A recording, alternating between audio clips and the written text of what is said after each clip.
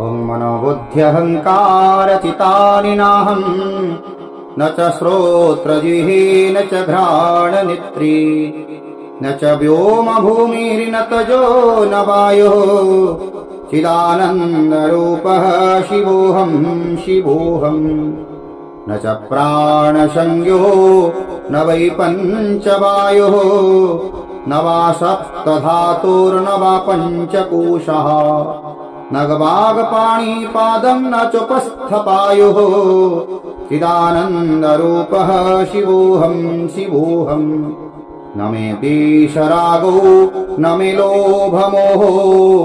मदो नैव मेनैव माश्चर्यभावम् न धर्मो न चार्थो न कामो न मोक्षः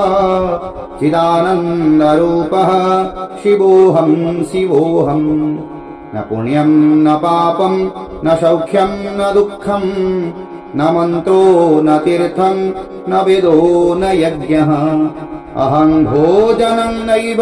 भोज्यं न भोक्ता चिदानन्दरूपः शिवोऽहम् न मे मृत्युशङ्का न मे जातिभेदः पिता नैव मे नैव न माता न जन्मः